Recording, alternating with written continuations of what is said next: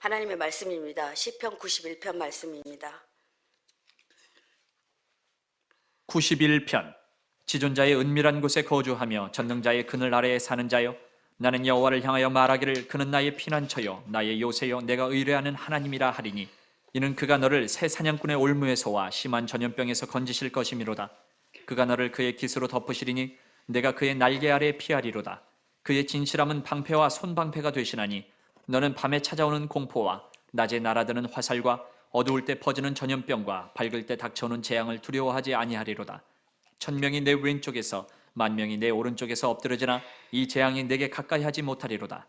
오직 너는 똑똑히 보리니 악인들의 보응을 내가 보리로다. 내가 말하기를 여호와는 나의 피난처시라 하고 지존자를 너의 거처로 삼았으므로 화가 내게 미치지 못하며 재앙이 내 장막에 가까이 오지 못하리니, 그가 너를 위하여 그의 천사들을 명령하사 내 모든 길에서 너를 지키게 하심이라. 그들이 그들의 손으로 너를 붙들어 발이 돌에 부딪히지 아니하게 하리로다. 내가 사자와 독사를 밟으며 젊은 사자와 뱀을 발로 누르리로다. 하나님이 이르시되 그가 나를 사랑한즉 내가 그를 건지리라. 그가 내 이름을 안즉 내가 그를 높이리라. 그가 내게 간구하리니 내가 그에게 응답하리라. 그들이 환난 당할 때에 내가 그와 함께하여 그를 건지고 영화롭게 하리라. 내가 그를 장수하게 함으로 그를 만족하게 하며 나의 구원을 그에게 보이리라 하시도다. 아멘. 하나님의 말씀입니다. 오늘 새벽에 주실 말씀 시편 91편 본문 가지고 함께 은혜 나누도록 하겠습니다. 시편 91편은 보호의 찬가입니다. 보호해달라는, 누군가가 누군가에게 기도해주는, 그리고 함께 기도하자는 그런 느낌이 있는 그런 본편입니다. 지존자의 은밀한 곳에 거주하며 전능자의 그늘 안에 서는 자여, 이렇게 말합니다. 혹시 여러분이 그런 분이 아니십니까? 또 그러고 싶지 않으십니까? 오늘은 이 시편 기자가 우리를 함께 초대했다고 생각하시고 오늘 말씀을 들으시고 묵상하셨으면 좋겠다, 이런 생각이 듭니다. 시를 시작하면서 높은 분의 보호를 받고 싶은, 전능하신 분의 그늘 아래 머무르기를 원하시는 자여 라고 이렇게 시작합니다. 그 자가 저와 여러분이 되시기를 바랍니다. 전능하신 여호와라는 말은 여러분 우리가 모르는 뜻이 아닙니다. 그죠? 모든 것이 능하신 분, 모든 것을 해내지 못할 것이 없으신 분이라는 그런 말씀입니다. 그래서 하나님의 능력을 강조하면서 이 시가 시작됩니다. 하나님은 자신의 백성에게 언제나 신실하십니다. 이 말은 다시 말해 자신과 맺은 언약 안에 있는 자기 백성을 지키신다는 말입니다. 다시 말해서 이 전능자의 하나님, 신실하신 하나님은 사실은 아무에게나 이렇게 나타나지 않는다는 것입니다. 그러니까 언약 아래 있는 백성에게만 이 전능하심과 신실하심이 나타난다라고 시편 기자는 말하고 있습니다. 시편 기자는 이렇게 말합니다. 하나님의 보호하심의 영역이 이 세상 어떤 무엇과도 비교될 수 없이 숭고하고 탁월하신 분이시다, 이렇게 말하고 있습니다. 그분은 자신의 백성을 보호하시되 은밀한 곳을 세테르라고 하는데요, 숨기신다 말합니다. 여러분, 그 은밀한 곳이 어떤 장소일까요? 어떤 비밀한 장소일까요? 누구에게 함부로 공개되지 않는 장소입니다. 이것은 성전의 지성소를 말하는데요, 지성소를 암시하는 단어입니다. 지성소는 어떤 영향력에도 흔들리지 않는 곳입니다. 하나님의 임재와 보호가 있는 특별한 장소를 말합니다. 우리를 지키시되 이곳에서 지키신다라는 것입니다. 그러니 우리가 얼마나 예배가 중요합니까? 여러분, 이런 보호 받고 싶으시다면 예배를 소홀히 하시면 안 됩니다.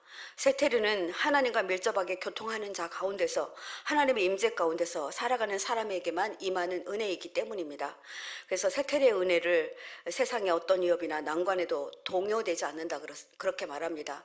세상이 무너져도, 세상이 정말 흔들려도 이 세테르의 은혜를 받을 사람들은 하나님의 언약 안에 있는 사람이다, 이렇게 말합니다.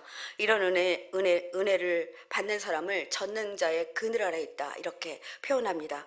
그분의 그늘 아래 도움을 받기 위해 우리는 하나님 안에서 반드시 주님과 동행해야 됩니다. 주님과 동행하지 않으면 어떻게 이 세테르의 은혜를 받을 수 있겠습니까? 시편 기자는 2절과 3절 말씀에 이렇게 고백합니다. 나는 주님께, 주님은 나의 피난처, 나의 요새, 내가 의지할 하나님이라고 고백합니다. 여러분, 주님은 피난처이다 라는 말을 누구나 할 수 있습니다. 그러나 시편 기자는 주님은 나의 피난처다라고 말합니다. 여러분, 나의 피난처라고 말하는 사람들은 함부로 말하지 않습니다. 나의 피난처가 되셨던 경험이 있는 사람들, 그 사람이 할 수 있는 말입니다. 이런 말을 할 수 있는 사람 아마 많지 않으실 것입니다. 어미새가 새끼를 보호하기 위해 자신의 날개를 힘껏 펼쳐 새끼를 품듯이 추위와 위협으로부터 포근하고 따스히 품어주는 안식 저가 되어주시겠다 이렇게 말합니다. 주님은 나의 요새, 내가 의지할 하나님이라고 표현합니다. 저는 성지순례 때에 마사다 요새라는 곳을 가보았습니다. 여기는 잘 이렇게 좀 이렇게 시간도 많이 걸리고 그래서 잘 보여주지 않는 곳이라고 해요. 그냥 일반 성지순례 때는. 근데 저들은 신학생들이었기 때문에 여기를 꼭 가봐야 한다고 거기 계신 목사님께서 저희들을 데리고 가셨습니다. 케이블카로 올라가면서 그 요새의 모양이나 높이 크기를 보고 어떻게 이런 곳에 요새를 만들었지? 정말 시편 이 말씀 생각났습니다. 아, 이래서 요새라고 하는구나. 너무나 높고 정말 난공불락이라고 말하나요? 정말 도저히 누구도 올라갈 수 없는 그런 곳에 요새를 지었더라고요. 이 마세다 요새는 마카비아 시대에 지어진 최초 요새입니다. 지형만으로도 어떤 군대도 어떤 군사들도 쳐들어올 수 없는 지형적 특성을 가지고 있었습니다. 헤로드 왕 때 그는 이곳에 창고와 무기고 성벽을 건축하고 그 안에 목욕탕도 만들고 가보니까 그런 터전들이 있더라고요. 정말 몇 달은 몇백 명, 몇수십만 명이 살 수 있는 그런 그 요새를 만들었다고 하더라고요. 그런데 사실 정작 헤로드 왕은 이곳을 써보지도 못하고 훗날 로마군이 예루살렘을 함락하려고 군대를 몰고 들어올 때 9천여 명의 유대인들이 도망쳐 피했던 장소라고 합니다. 그런데 이 로마군들이 이 천의 요새를 함락할 수가 없었대요. 그래서 이제 유대인들을 포로로 잡은 유대인들을 데려다가 이 토둔이라고 하죠.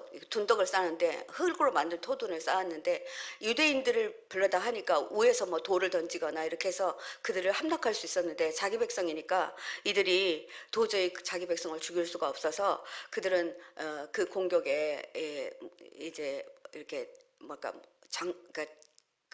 대항을 하지 않았다고 합니다. 그래서 그들은 자기 민족을 공격할 수 없어서 로마군을 이제 점점 올라오는 그것들을 그러니까 수십 날이 걸려서 이렇게 올라왔겠죠. 그런데 로마군에게 이제 정말 거의 함락하게 되기 직전이었다고 합니다. 그런데 이스라엘 백성들은 로마군이 그들에게 항복하면 살려주겠다. 그런데 그 말에 이렇게 하지 못하고 차라리 포로가 되느니 차라리 자결하기로 결정했다고 합니다. 그래서 그들은 서로 죽자. 그런데 누가 누구를 살인할 수가 없어서 제비를 뽑아서 10명의 제비를 뽑아서 그 사람들이 자결하였는데 이분들이 먼저 자기 가족들, 자기 친척들을 먼저 죽였다고 합니다. 죽이고 난 다음에 자기 민족을 죽이고 자기들이 후로 이렇게 자결했던 그런 장소라고 했습니다. 너무 정말 눈물 나고 좀 안타까운 그런 역사를 들었습니다. 그들이 머문 창고에는 곡식이 그대로 있었다고 합니다. 대개는 이제 전쟁을 할 때 항복하기나 할 때 곡식을 다 태워서 없앤다고 합니다. 그런데 곡식을 그대로 놔둔 것은 우리가 너희들에게 항복한 이유가 우리가 어떠한 곡식이 없었다든지 물이 없어서가 아니라 있었지만 우리는 너희들에게 도저히 항복할 수 없어서 이렇게 죽었다라는 것을 보여주기 위해서였다고 합니다. 저는 그곳에 가서 정말 한참을 머물렀습니다. 이들의 신앙이 정말 너무나 굉장하구나 이런 생각을 했습니다. 그래서 저는 성경에서 주님은 나의 피난처, 나의 요새라는 말이 나오면 그 마사다 요새가 눈앞에 이렇게 그려져요. 너무나 감명 깊은 그런 기억이 납니다. 정말 든든하고 완전하게 지어진 피난처였습니다. 하나님이 이렇게 보호하시겠다는 말이구나 이런 생각이 들었습니다. 3절의 시인은 주님은 너를 사냥꾼의 덫에서 빼내주시고 죽을 병에서 너를 건져주실 것이다. 아멘입니다. 여러분 데베르 후오트는요 사냥꾼의 올무를 뜻합니다. 이 말은 다베로에서 발생되는 말인데 중상모략, 음모, 거짓, 고소, 곤욕을 치를 때 여러분 말이요 얼마나 말이 다른 사람들을 죽이는지 모릅니다. 여러분 어떤 말에 걸리기 시작하면 말에 이렇게 휘말리기 시작하면 짐승이 올무에 걸린 것처럼 정말 어렵거든요. 근데 여러분 올무에 걸린 짐승 한번 보셨습니까? 올무에 걸린 짐승이 가만히 있어야 빨리 죽지 않습니다. 빠져나오려고 막 그냥 이렇게 발버둥을 치면요, 올무는 점점 살 속으로 파고 들어갑니다. 그렇기 때문에 이 중상모략과 음모는 정말 말도 할 수 없는 이게 두려움입니다. 여러분들 정말 저와 여러분들은 이런 것들에 대해서 정말 무섭게 생각하고 하지 말아야 합니다. 네, 여러분 이런 경우를 당하면 우리는 정말 이렇게 이 사냥꾼의 그 올무에 달린 짐승들처럼 무섭게 우리의 마음들의 상처가 남게 됩니다. 차라리 질병에 걸리면 나으면 됩니다. 그러나 말은 지워지지 않습니다. 말은 가슴에 박히기 때문입니다. 아마 시인은 이런 경우를 당한 것 같습니다. 말에 독이 있고 말로 사람을 죽일 수 있기 때문입니다. 시인은 이런 악한 병에서도 하나님은 신실하신 권능으로 보호하시겠다고 말합니다. 여러분 어떤 말이 나에게 올 때 정말 견디기 어려워서 그거를 변명하고 싶거나 뭔가 하고 싶을 때가 정말 많더라고요. 그런데 그러면 그럴수록 사냥꾼의 올무에 걸린 것처럼 그렇게 힘이 듭니다. 그러니 오히려 주님께, 전능하신 주님께, 전능자의 그늘 안에 들어가야 됩니다. 4절 말씀에 보면 주님이 그의 깃으로 너를 덮어주시고 너도 그의 날개 아래로 피할 것이니 주의 진실하심이 너를 지켜주는 방패와 갑옷이 될 것이다, 이렇게 말합니다. 네, 제가 아는 어떤 목사님은 교회에 분란이 있었다고 합니다. 너무나 말이 많아서 말도 안 되는 이야기를 하고 목회자에 대해서도 계속 말을 하니까 어떻게 하면 이것을 정말 벗어날 수 있을까 너무 두려웠다고 합니다. 이분은 그 말을 다시 번복하거나 그에 대해서 해명하려고 하지 아니하고 정말 성전으로 왔다고 합니다. 성전에는 이런 은혜가 있습니다. 언약적 약속에 하신 주님은 우리 주님의 품 안에 있을 때 그 말들이 잠잠해집니다. 그런데 우리가 이것을 회복하려고 할 때 사단은 더없이 우리를 정말 공격하게 됩니다. 주님은 쏟아지는 악한 말을 막아주시는데 주님의 손으로 막아주겠다, 이렇게 말합니다. 우리가 뭘 막아줄 때 뭐 무기를 들어서 막아주면 쉽잖아요. 그런데 얼마나 하나님 우리를 정말 급하게 보호하시는지 손으로 막아주겠다. 저는 말씀 묵상하면서 이렇게 하시겠다는 말이군요, 이런 생각이 드니까 정말 이 대목에서 멈추어지더라고요. 밤이면 두려워 잠을 자지 못하고 낮이면 화살이 날아들까 무서워 잠들지 못하는 한 사람에게, 이 전능자의 그늘 아래 머물고 싶은 이 사람에게 주님은 찾아오신다는 말입니다. 그들의 공격도 있지만 여기서 말하는 것은 밤에는 어두움에서 뭔가 두려워서 떠는 사람, 여러분 이런 분 계시지 않습니까? 낮에는 햇빛이 무섭다고까지 얘기하더라고요. 이게 마음에 힘이 들고 정말 이렇게 많은 상처를 받으신 분들은 낮에 잘 못 나오세요. 낮에도 커튼을 치고 안에 있습니다. 햇살이 무섭다. 햇살도 나를 쳐다보고 있는 것 같다, 이렇게 얘기를 하더라고요. 그래서 얼마나 무서우면 저럴까 이런 생각을 했습니다. 그래서 캄캄한 흑암은 고대 근동에 흔히 발생하는 온역이나 전염병, 또 대적들이 쏟아내는 사리를 품은 독설들을 의미하기도 합니다.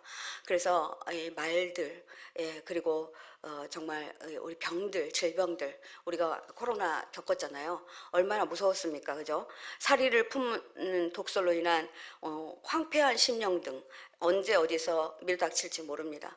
이 말에 한번 하게 되면 모든 사람이 나를 말하는 것 같다고. 저는 이제 상담을 하다 보니까 이제 이런 분들 만나요. 누군가가 나를 흉보는 것 같다고. 저 사람들이 나를 흉보고 있다고. 저 사람들은 그냥 자기들이 이야기하고 있는데 이분은 그렇게 들리는 거예요. 마음의 병이 들면 이렇게 하시더라고요. 그래서 이 시인은 아마 이런 경우를 당했던 것 같습니다. 하나님의 보호를 신뢰하는 자는 결코 두려워하지 않을 것이라는 것입니다. 우리는 십자가의 권능 아래서 이 모든 것을 피할 수 있음을 우리가 믿어야 합니다. 주님은 우리가 받아야 할 많은 비난과 저주, 수치에서 우리를 어떻게 건져주신다고요? 자신의 손으로 막아주시겠다, 이렇게 말합니다. 그리고 승리해 주시겠다, 이렇게 말합니다. 악한 무리가 쏟아내는 비난과 저주, 모함의 말들, 정말 이건 교회에서 있어서는 안 되고 가정에서도 역시 마찬가지입니다. 말로 인해서 싸우게 됩니다.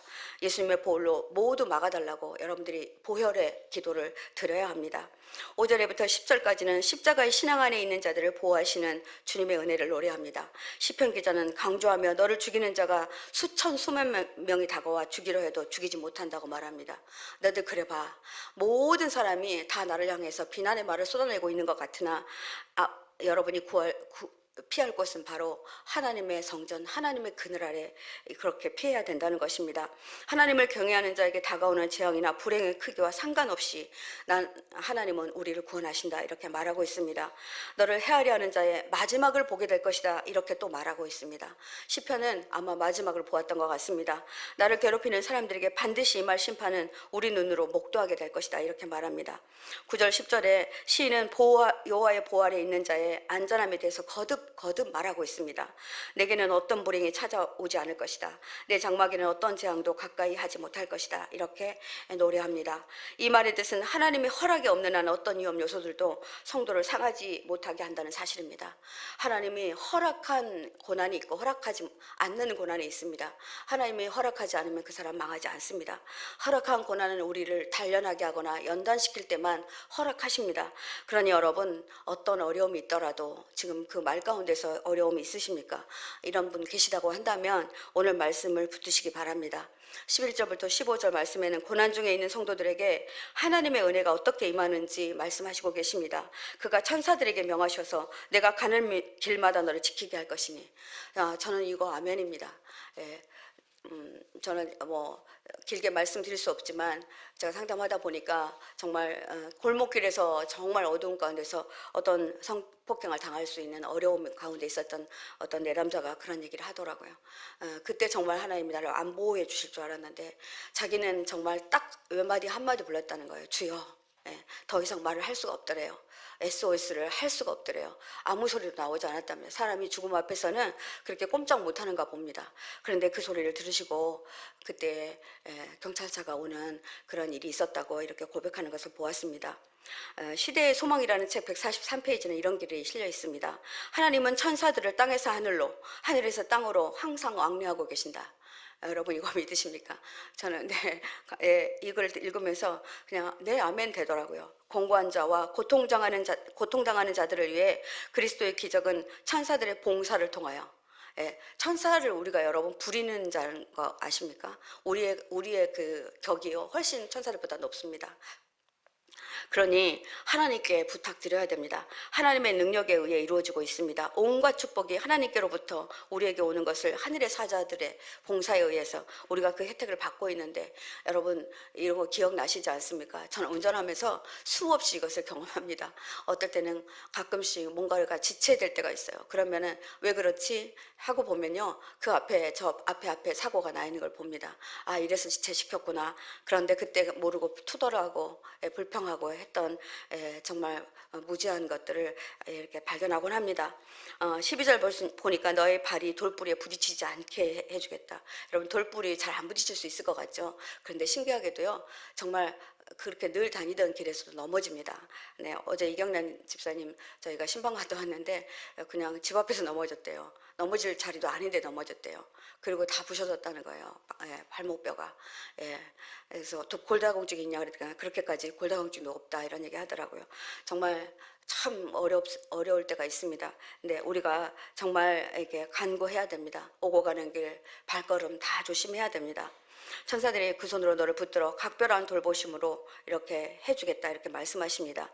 내가 애굽 사람에게 어떻게 행하였음과 내가 어떻게 독수리 날개로 너희를 업어 내게로 인도하였음을 너희가 보았느냐. 출애굽기 19장 4절에는 이 말씀이 있습니다. 그들을 업어 날렸다 이렇게 말하고 있습니다. 저는 이스라엘이가 사막 보면서요. 어떻게 이 40년을 여기서 이런 말이 나오더라고요. 정말 헉 소리가 나오더라고요. 여러분 진짜 풀 한 포기, 물 한 방울 없는 이곳에서 어떻게 이들을 다 살리셨지? 이거는 기적 아니고는 이거는 정말 주님의 권능 아니고는 할 수 없겠구나 이런 생각을 했습니다. 사자와 독사를 짓밟고 사자 새끼와 살모사를 짓이기고 다닐 것이다 이렇게 말. 누가요? 주님이 우리를 그렇게 그 앞에서 모든 것들을 다 앞서가시면서 이렇게 해주시겠다 그런 말입니다. 14절에서 16절 말씀까지는 7개의 약속이 담겨져 있습니다. 여러분들이 기억하셔도 좋을 것 같습니다. 이 말씀은 외우셔도 좋을 것 같습니다. 그가 나를 간절히 사랑하니 전제 조건이 있습니다. 간절히 사랑하는 자에게 오는 축복입니다. 내가 너를 건져주겠다.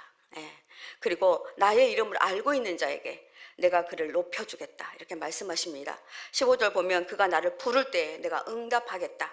그가 고난을 받을 때 내가 그와 함께 있겠다 이렇게 말씀하십니다. 내가 그를 건져주고 그를 영화롭게 하겠다 이렇게까지 말합니다. 인간이 하나님을 향한 간절한 사랑은 하나님에 대한 헌신을 나타낼 때 사용되는데, 하나님께 대한 헌신은 하나님의 거룩하고 진실하신 성품을 체험하고 깨닫는 것으로서 하나님에 대한 충성과 순종에 기초하게 됩니다. 여러분, 이런 경험을 하셔야 합니다. 어려운 가운데 있을 때 우리는 왜 이렇게 나에게 고난이 오지? 이렇게 생각할 때가 많습니다. 그런데 하나님은 우리에게 체험적 신앙을 주시려고 해요. 그렇습니다.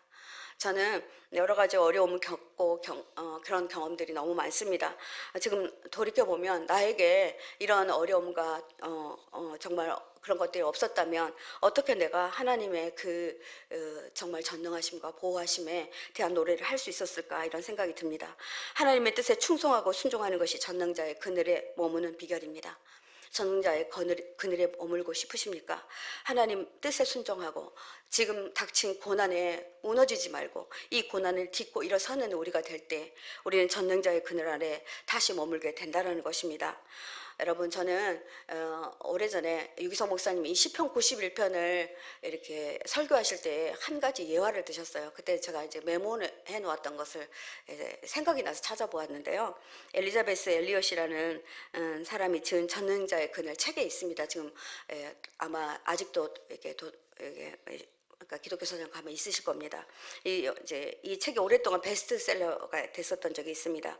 지난 50년간 수백만 명이 이 잠든 영혼을 이 책을 통해서 이제 살려냈다고 합니다. 그리고 많은 선교사와 목회자들을 다시 세우는 일을 이 책에 했다고 합니다. 그래서 이 책을 베스트셀러라고 하지 않고 스터디셀러라고 한답니다. 이 책이 얼마나 그렇게 그 영향력을 주었는지요. 이 수필집은 짐 엘리엇 선교사, 이것은 엘리자베스 엘리엇의 남편입니다. 이 선교사가 젊은 나이에 선교지로 들어갑니다. 아마존의 정글로 들어갑니다. 그런데 4명이 함께 들어갑니다.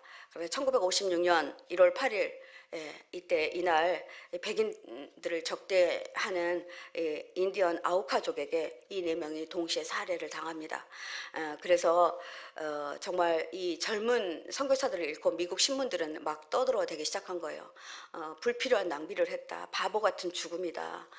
말도 안 되는 죽음이다. 이런 짓을 왜 하느냐, 이렇게 했다고 그래요. 그런데 이 말을 들은 그 아내 엘리자베스 엘리엇은 이게 무슨 소리냐, 내 남편의 죽음은 절대 바보 같은 죽음이 아니다라고 말했다고 합니다. 그는 영원한 것을 얻고자 영원할 수 없는 것을 버리는 바보가 아닙니다, 이렇게 말했다고 합니다. 그는 영원한 것을 찾아서 영원하지 않는 그의 목숨을 고결하게 버렸다, 이렇게 말합니다. 그래서 그녀는 남편에 대해서 이렇게 증언합니다. 낭비라니요, 내 남편이 바보 같은 죽음을 당했다니요, 말도 안 되는 소리입니다. 그는 그 일을 위해서 공부했고 그 일을 위해서 기도했고 그 일에 책임을 수행했고 그 목표를 달성한 사람입니다. 내 남편에 대해서 함부로 말하지 마십시오. 그리고 짐 엘리엇의 아내 엘리자베스는 남편이 순교한 지 2년이 지난 1958년 가을에 자기 역시 목숨을 걸고 그곳에 들어갑니다. 그런데 그 아우카족은요, 남자들은 죽이는데 여자들은 죽이지 않는 습성이 있었다고 그래요. 그래서 들어가서 아무 말도 없이 백인 여자가 와서 흑인들을 돕고 흑인 여성들을 돕고 그들에게 공부를 가르치고 하니까 아우카족이 이상하게 생각한 거예요. 그래서 당신은 누구냐, 누구길래 와서 우리에게 이렇게 하느냐, 우리는 백인들 별로 안 좋아한다, 이렇게 하니까 그가 나는 당신들이 몇 년 전에 죽인 누구누구의 아내라고 이렇게 말합니다. 그들은 깜짝 놀랍니다.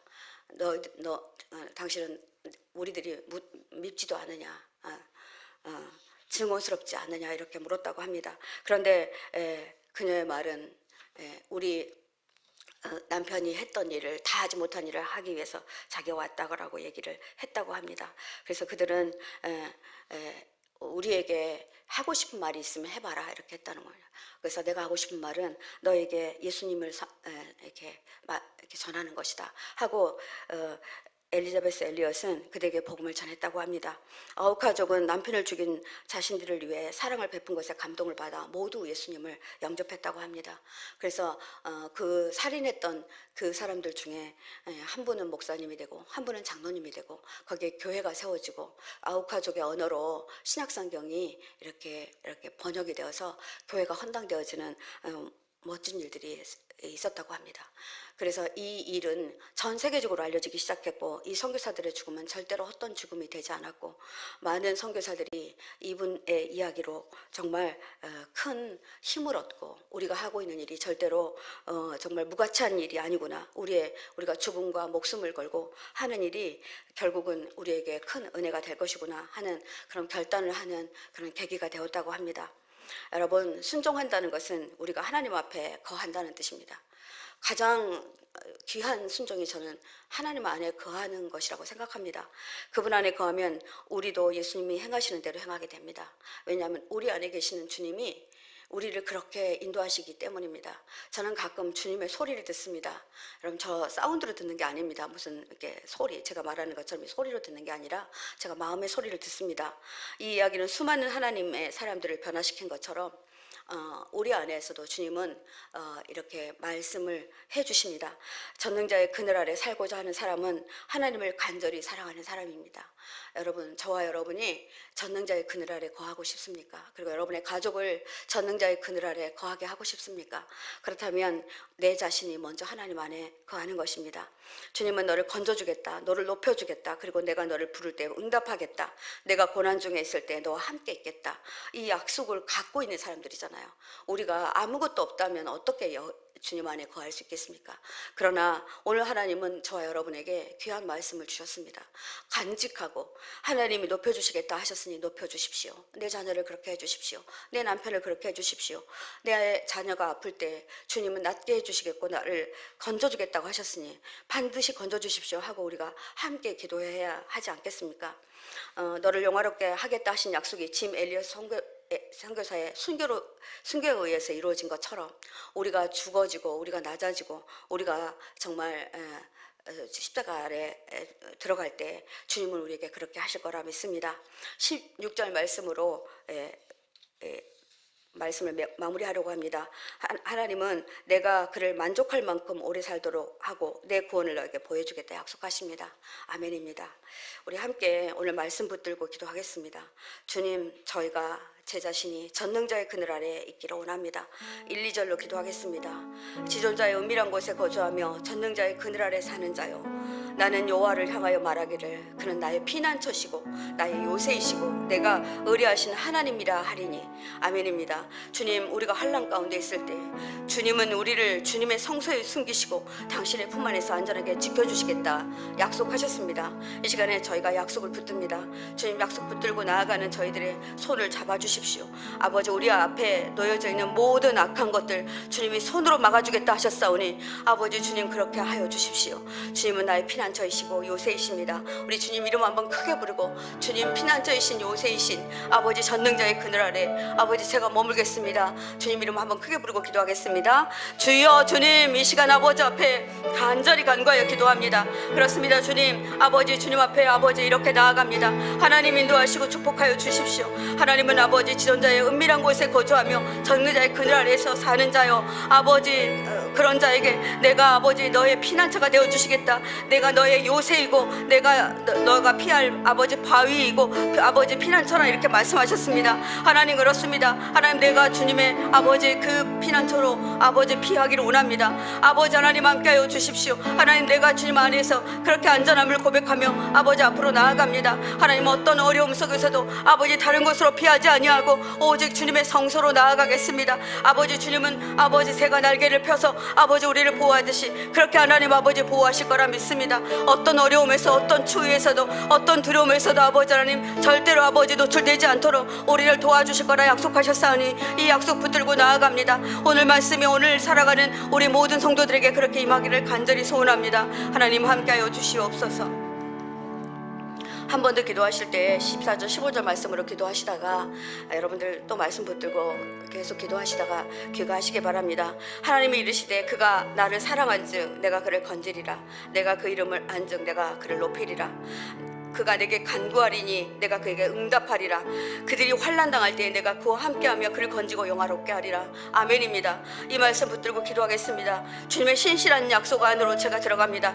하나님, 그 약속은 이미 선포되었고 저는 그 약속을 붙들고 나아갈 것입니다. 주님을 사랑하고 주의 이름을 알고 전능하신 주님께 간구하면 하나님 이 약속이 들어주신다 약속하셨으니 아버지 이 말씀 굳게 붙듭니다. 이 말씀이 나를 살리고 나를 온전케 하고 나를 아버지 영화롭게 하고 환난 당할 때에 하나님 나를 건져주실 거라 믿고 나아갑니다. 아버지, 여러분들이 지금 당하신 여러 가지 문제가 있을 것입니다. 이 문제를, 이 말씀을 가지고 이 말씀에 놓아주시기 바랍니다. 이 말씀에 올려놓고 하나님, 저는 이 말씀 위에 나의 모든 문제를 올려놓습니다. 그러니 응답하여 주십시오. 주님 이름 한번 크게 부르고 기도하시겠습니다. 주여, 그렇습니다. 하나님은 환난 가운데